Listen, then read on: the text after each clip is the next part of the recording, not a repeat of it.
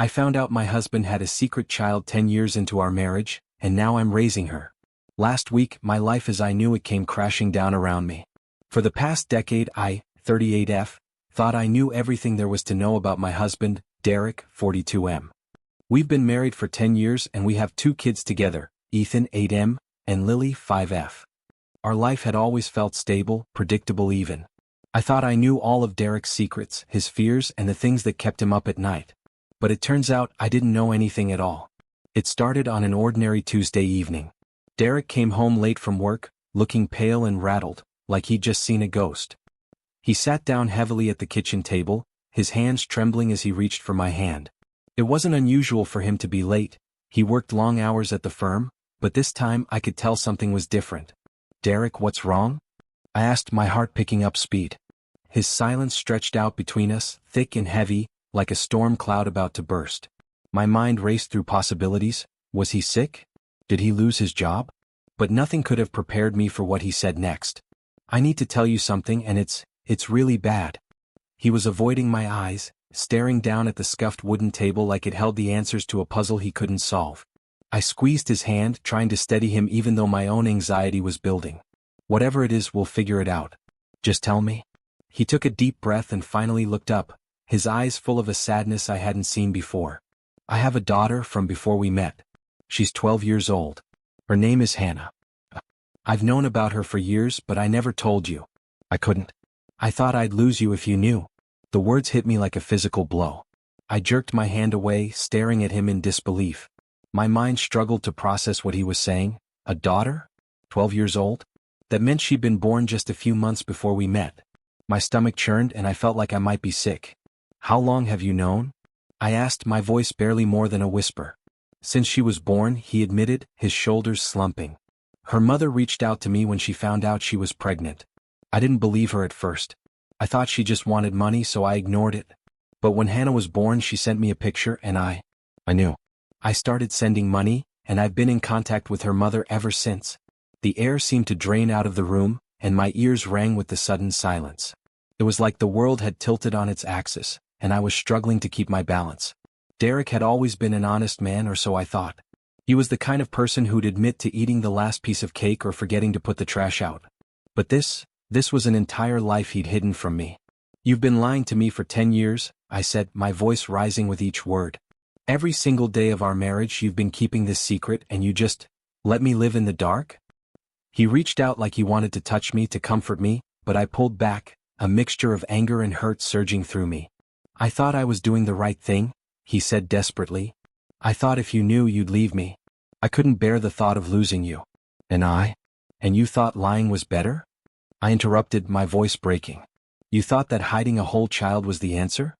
Tears welled up in his eyes and he nodded, looking more defeated than I'd ever seen him. "I know I screwed up. I know I should have told you years ago, but I was scared. I thought if I kept her out of our lives, it wouldn't matter. But now, her mother died and she has no one else." For a moment the room was deathly quiet. My mind raced, jumping from one thought to the next without landing anywhere solid. Then, a new fear clawed its way up my throat. "What do you mean she has no one else? What are you saying, Derek?" He swallowed hard, his voice barely above a whisper. "I want to bring her here to live with us. She's my responsibility. She's my daughter." The reality of his words hit me like a freight train, and I felt a wave of anger rise up inside me, sharp and white-hot. "You want to bring her here? Just like that? After keeping her a secret for 10 years, you expect me to welcome her into our home? How dare you, Derek? How could you even think that's okay?" His face crumpled and he reached out for me again, but I backed away, my hands clenched into fists at my sides. "I know it's a lot to ask, but she's all alone and she's my child. I can't turn my back on her now. I'm begging you, please try to understand." I felt like I was trapped in a nightmare. Images of a little girl I'd never met flashed through my mind, how she must look, how she must feel after losing her mother. But every time I thought about her, I saw Derek's face, saw his betrayal, and the hurt cut even deeper. "Do you have any idea how I feel right now?" I shouted, my voice echoing through the kitchen. "You lied to me, Derek. You lied about something that would change our entire lives, and now you want me to just accept it? To pretend like it's okay?" Tears streamed down my cheeks, but I didn't care. I was too angry, too hurt to hold anything back. Derek stood there looking helpless and broken, and for a moment, I hated him for making me feel this way. I hated him for shattering the life I thought we had. "I don't know how I'll ever trust you again," I said finally, my voice raw with emotion. "I don't know if I can do this." In the end, we brought Hannah to live with us. I didn't want to, but I couldn't bring myself to abandon a 12-year-old girl who had just lost her mother. I couldn't let her go into foster care, even if every fiber of my being ached with resentment for the situation. Derek drove out to meet her and I stayed home pacing the floors of our house, imagining how everything would change when he brought her back. When they finally walked through the front door, I felt like I was holding my breath. Hannah was small for her age, with a thin, pale face and long dark hair that hung in a messy braid down her back. She clutched a worn backpack to her chest like it was the only thing keeping her grounded. She looked up at me with wide, frightened eyes, and for a moment, I saw a reflection of myself, scared, lost, unsure of what to expect. "Hi, Hannah," I said, forcing myself to smile. My voice came out strained, and I wondered if she could hear the tension in it. "Welcome to our home."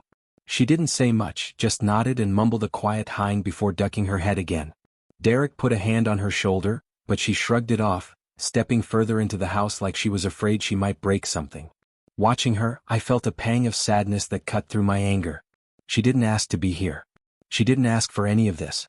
But that didn't make it easier to look at her, knowing that every time I did, I would see Derek's lies staring back at me. The first few weeks were the hardest. Derek set up a spare room for Hannah down the hall from our kids' rooms, and we tried to make it as welcoming as possible. New bedding, fresh paint, a few posters on the walls. But she spent most of her time in there, hiding away from the rest of us, and I couldn't blame her. I kept my distance too, feeling like a stranger in my own home. Ethan and Lily were confused by the sudden appearance of their new sister, and I didn't know how to explain it to them. I told them that Hannah was going to live with us for a while, but they didn't understand why. Ethan kept asking if she was going to stay forever, and I didn't have an answer for him. Derek threw himself into trying to be a good father to Hannah, maybe to make up for the years he'd missed. He spent hours talking to her, helping her with her homework and trying to coax her out of her shell. But I could see the guilt eating away at him, the way he looked at me when he thought I wasn't paying attention, like he was terrified of what I might do next. Every time I watched them together, I felt like I was being ripped in two. Part of me admired his efforts, but another part, one I couldn't quite silence, felt like he was pouring his energy into making things right with her, while I was left to deal with my own shattered trust on my own. We barely spoke outside of making plans for the kids, and at night I started sleeping in the guest room, unable to share a bed with the man who had lied to me for so long. A month after Hannah moved in, we had a conversation that changed everything. It was late and the kids were asleep, the house eerily quiet except for the sound of the wind rattling the windows. Derek and I sat in the living room, each lost in our own thoughts. I could feel the tension crackling between us, a gulf that had grown so wide, I wasn't sure if it could ever be bridged. Finally, he broke the silence. "I know you hate me right now," he said, his voice barely more than a whisper. "And I don't blame you. I want to know if you think there's any way we can get through this." I looked at him, my heart twisting with 1,000 conflicting emotions. "I don't know, Derek. I really don't. I look at you and all I can think about is how much you hurt me, how much you've destroyed everything we built together. But then I see Hannah and I know she needs us. She needs stability and I don't want to make things worse for her." He nodded, tears slipping down his cheeks, and for the first time in weeks I saw the man I used to love, the man I thought I could spend my life with. "I'm sorry, Julie," he said, his voice breaking. "I'm so sorry for everything. I'll spend the rest of my life trying to make it right if you'll let me." I didn't answer him right away. I just stared at the floor, trying to imagine what my life might look like if I left, if I took the kids and walked away from the mess he'd made. But then I thought about Hannah, alone in her room, grieving for a mother she'd lost and a father she'd never really known until now. And I knew that walking away wasn't that simple. "I'm not ready to forgive you," I said finally, my voice rough with emotion. "But I'm not ready to give up either. For now, let's just focus on being here for the kids, including Hannah. And we'll see where that takes us." He nodded, looking like he'd just been handed a lifeline. And as I watched him, I wondered if maybe, just maybe, there was a way forward for us, even if the path was still shrouded in shadows. In the weeks that followed my conversation with Derek, I tried to keep my focus on creating some semblance of stability for everyone in the house. I put on a brave face for the kids and for Hannah, but inside I felt like I was still standing on the edge of a cliff, one wrong step away from falling into the darkness. Every day, I had to remind myself that it wasn't her fault, that she was as much a victim of Derek's secrecy as I was. But some days the anger simmered just below the surface, and it took everything I had not to let it boil over. Hannah was quiet, almost painfully so. She moved through our home like a ghost, careful not to make too much noise, as if she was afraid that one wrong word might send everything crashing down. She ate dinner with us, but she rarely spoke unless spoken to, and she spent most of her time in her room, drawing or reading books she'd brought from her old life. When she did talk, she was polite, but there was a sadness in her eyes that I recognized all too well. One evening, I was clearing up the dishes after dinner when she hesitated at the edge of the kitchen, watching me. I turned to her, forcing a smile. "Hey Hannah, do you need something?" She shifted from foot to foot, her hands fidgeting with the hem of her shirt. I just wanted to say thank you for letting me stay here. I know you didn't have to." Her words hit me like a punch to the gut. I didn't know what to say, so I just nodded, blinking back the sudden sting of tears. "You're welcome, Hannah. You don't have to thank me. This is your home now, too." She nodded, her eyes dropping to the floor, and after a few moments she retreated back to her room. I stood there in the quiet kitchen, gripping the edge of the counter, wondering how a 12-year-old could make me feel so small, so unprepared for the situation I found myself in. If I thought the adjustment was difficult for me, it was even harder for Ethan and Lily. They were too young to understand the full story, but they knew enough to sense that something wasn't right. The first few days, Ethan bombarded us with questions about why Hannah was staying with us and how long she'd be around. He wanted to know why she didn't go to school with him and why she seemed so sad all the time. "Mom, why doesn't Hannah talk much?" he asked one night, his small face scrunched up with curiosity. "She's always in her room. Is she mad at us?" I forced a smile, kneeling down to his eye level. "No, sweetheart, she's not mad at you. She's been through a lot. It's going to take her some time to get used to everything." He frowned, clearly unsatisfied with my answer, but he didn't push it. I watched him as he went back to playing with his toy cars, feeling a fresh wave of guilt settle in my chest. I wished I could explain it better, that I could make sense of the mess that Derek had dropped on us. But I barely understood it myself. Lily, on the other hand, seemed to be taking everything in stride, in that way that only small children can. She followed Hannah around the house, chattering away about her dolls, her favorite TV shows, and the games she liked to play. Sometimes I'd find them sitting together in the living room, Lily showing Hannah her drawings, while Hannah nodded along with a small, sad smile on her face. Those moments were bittersweet, a reminder that life was moving on, even if I felt like I was stuck in place. As the weeks turned into months, we settled into a new routine, though it never felt quite comfortable. Derek and I tried to be civil, but there was a distance between us that hadn't been there before, a chasm that I wasn't sure we'd ever be able to cross. I moved back into our bedroom, but our conversations were stilted, each of us walking on eggshells around the other. One night, as we lay side by side in the dark, I finally asked him a question that had been gnawing at me for weeks. "Why didn't you ever meet her before? You said you knew about her all this time. Why wait until now?" He was quiet for a long time and I thought he wasn't going to answer. But then he turned to face me, his expression haunted in the dim light. "I was a coward, Julie. I thought that if I kept my distance it wouldn't be real. That I could keep my life with you separate from everything else. And then, when I found out her mother died, I realized how wrong I'd been. I knew I couldn't run away from it anymore." His voice broke on the last word and I felt a flicker of something like pity, though it was buried beneath layers of resentment. "You're right, Derek. You were a coward. And now, all of us have to pay the price for it." He didn't respond and we lay there in silence, each of us trapped in our own thoughts. One afternoon, a few months after Hannah had moved in, I came home from work early and found her sitting on the back porch, staring out at the yard. She had her sketchbook open on her lap, but she wasn't drawing. She was just staring into the distance, her expression lost. I hesitated in the doorway, unsure if I should join her. But then I took a deep breath and walked over, sitting down beside her. She glanced at me, startled, but she didn't say anything. "Do you like drawing?" I asked, gesturing to the sketchbook. "I used to draw a lot when I was younger, too." She shrugged, tracing a finger over the edge of the paper. "I guess it helps me think." I nodded, feeling the weight of all the things I wanted to say pressing down on my chest. "I know this hasn't been easy for you, Hannah. And I know I'm not your mom. But if you ever want to talk, I'm here. Okay?"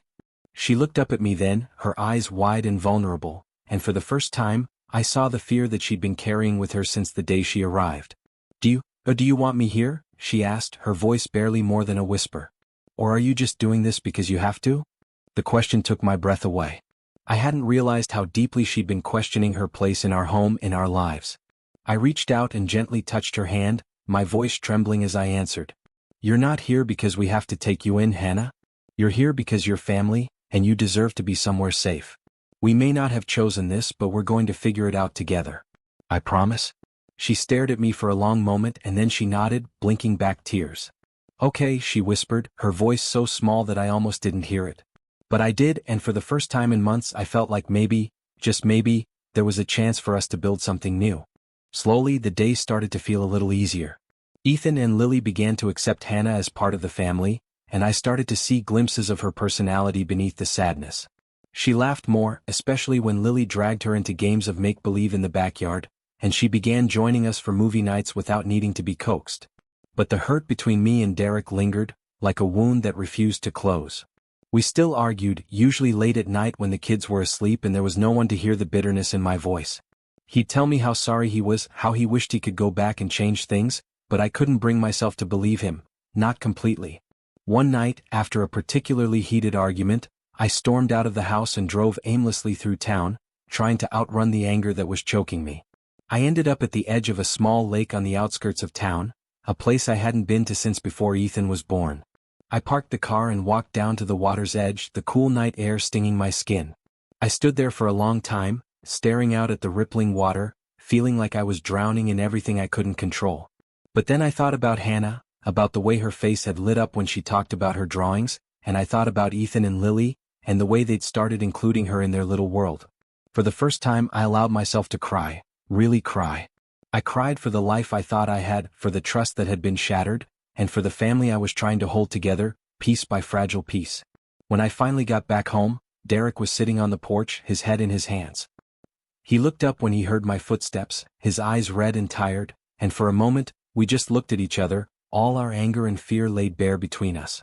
"I don't know if I can ever forgive you," I said, my voice cracking. "But I don't want to give up on us, Derek. I don't want to give up on what we had." He nodded, his shoulders sagging with relief. "I don't want to give up either, Julie. I'll do whatever it takes to make things right. I promise." It wasn't a resolution, not really. But it was a beginning. And for the first time in a long time, I felt like maybe there was a way forward. One where we could build a new kind of family even if it didn't look like the one I'd imagined. 6 months have passed since Hannah came to live with us, and in that time, our lives have changed in ways I never could have anticipated. We still have bad days, days when the anger and hurt threaten to overwhelm me, and days when Hannah withdraws into herself, missing the mother she lost and the life she knew. But we also have good days, days when we feel like a family in ways that are small but meaningful. Derek and I are in therapy now, trying to work through everything that happened, and for the first time I feel like we're starting to understand each other again. It's not easy, there are moments when I still look at him and feel the sting of betrayal, but we're trying, and that has to count for something. Hannah is doing better too. She's made a few friends at school and she's joined an art club that she loves. She's even started calling me Julie instead of just avoiding my name altogether, and I think it's her way of trying to find a place for me in her life, even if I'm not her mother. The other day I found a drawing she'd left on the kitchen table, a picture of our family, all 5 of us standing together with big awkward smiles. It was clumsy and imperfect, but it made my heart ache in a way that felt almost like hope. The therapy sessions were a struggle at first. Derek and I sat in the waiting room of the counselor's office, surrounded by brochures on communication, trust, and conflict resolution. It felt surreal to be there, to think that we'd reached a point where we couldn't fix things on our own. Our therapist, Dr. Lewis, was a calm, middle-aged woman with kind eyes. During our first session she asked us both to explain why we were there. I was blunt. He lied to me. For 10 years he hid the fact that he had a child. And now he expects me to just accept it? Derek flinched at my words, but he didn't interrupt. When it was his turn to speak, he rubbed a hand over his face, like he was trying to scrape away the guilt. I thought I was protecting her, protecting our marriage. But I see now that I was just protecting myself. I was scared and I made a terrible mistake. Dr. Lewis nodded, taking notes as she listened. "It sounds like there's a lot of hurt on both sides," she said gently. "It's going to take time to rebuild trust, and that's okay. This process is about learning to communicate honestly, even when it's difficult."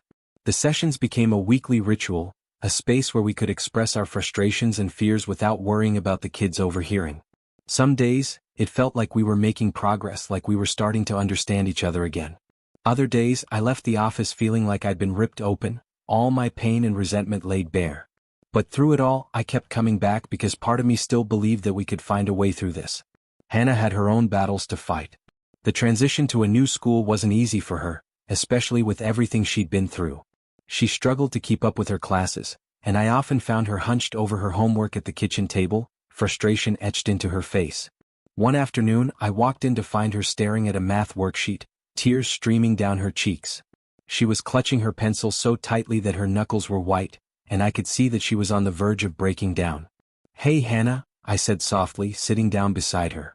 "Need some help?" She shook her head, brushing the tears away with the back of her hand. "I'm fine," she muttered, but her voice wavered.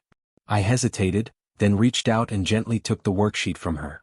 "Why don't we work on this together? Sometimes it helps to have a second set of eyes." She looked at me, searching my face for any hint of pity or judgment. But I just smiled, trying to convey that I genuinely wanted to help. Slowly she nodded, and for the next hour we worked through the problems together.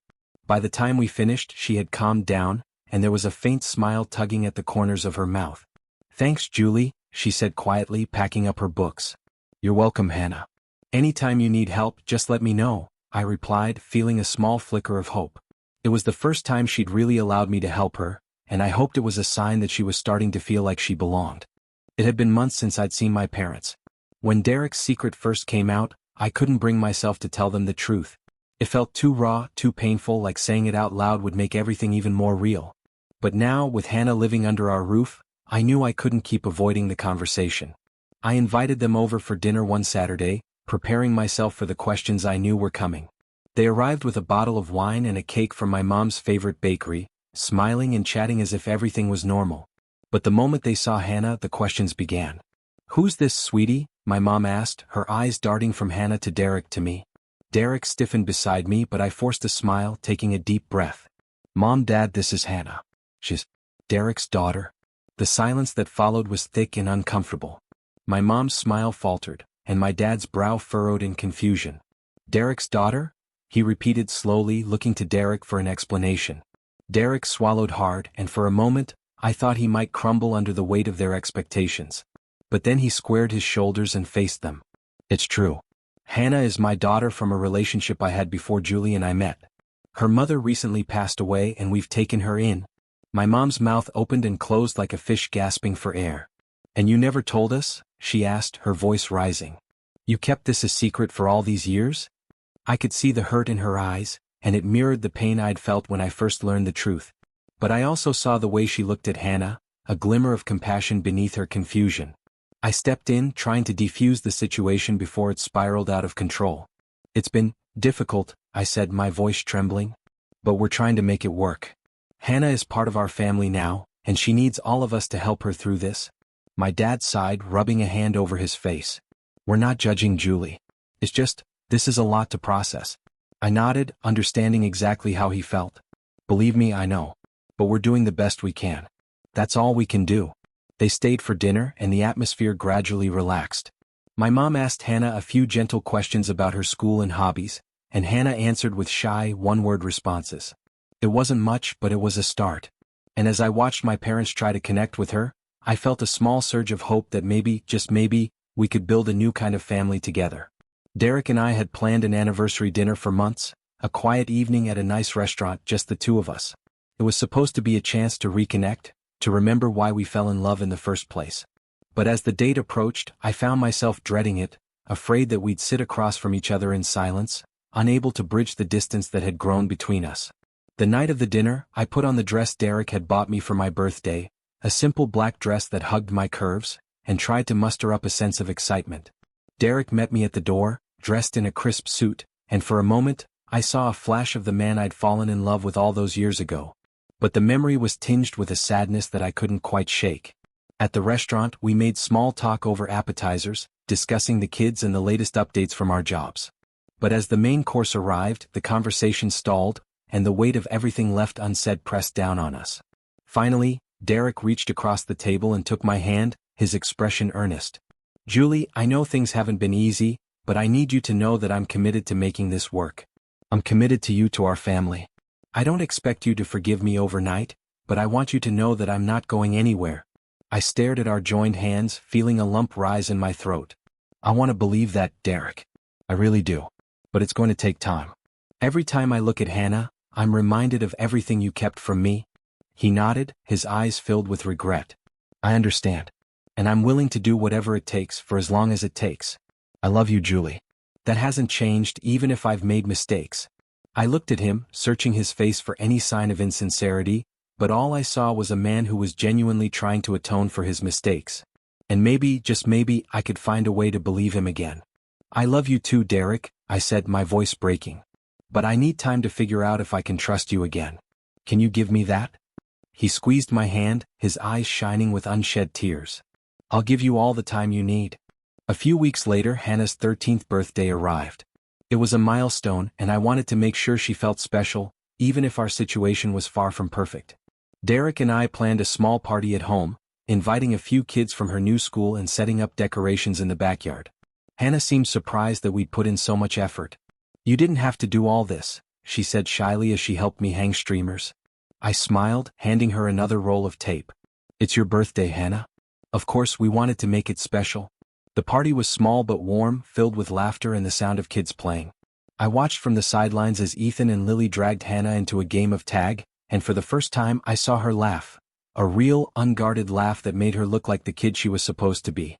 Later, after the guests had gone home and the kids were in bed, I found Hannah sitting on the porch steps, looking up at the stars.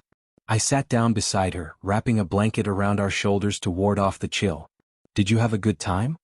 I asked, glancing at her out of the corner of my eye. She nodded, her expression soft. Yeah. It was the best birthday I've had in a long time. My heart clenched at her words and I reached out, pulling her into a gentle hug. She stiffened at first, but then she relaxed, leaning into my embrace. For a long moment, we just sat there together, listening to the quiet hum of the night. You deserve good things, Hannah, I whispered, my voice thick with emotion. I hope you know that. She didn't answer, but she squeezed my hand and I took it as a sign that maybe, just maybe, she was starting to believe it. In the months that followed, things began to feel almost normal again. Derek and I were far from perfect, but we were learning to talk to each other honestly, without the walls that had once divided us. Hannah grew closer to Ethan and Lily, and they accepted her as part of the family in that simple, unquestioning way that children have. There were still hard days, days when I couldn't shake the resentment, when the hurt bubbled up and spilled over. But there were also good days, days when I felt like I could see a future where we were all truly a family, a future that was shaped by the choices we made together. One evening, as we sat around the dinner table, Derek reached for my hand, and for the first time in months, I didn't pull away. I looked around at the faces of my children, Ethan's mischievous grin, Lily's wide-eyed curiosity, and Hannah's shy smile, and I felt a sense of peace that I hadn't felt in a long time. We weren't the family I'd imagined, but we were finding our way together, one step at a time. And maybe, just maybe, that was enough. Tilder, I, 38F, found out that my husband, 42M, had a secret child from a one-night stand before we met, and he kept it hidden from me for 10 years. Her mother recently passed away, and my husband wanted to take in his 12-year-old daughter, Hannah. Devastated by the betrayal, I initially struggled to accept Hannah, but I agreed to let her stay with us. It's been a tough adjustment for our 2 kids and our marriage. We began therapy to work through the trust issues, while I tried to bond with Hannah, who is struggling with her own grief. Over time, we slowly started to build a new family dynamic, though the trust between my husband and me remains fragile. Despite the challenges, I'm beginning to see a future where we can all move forward together.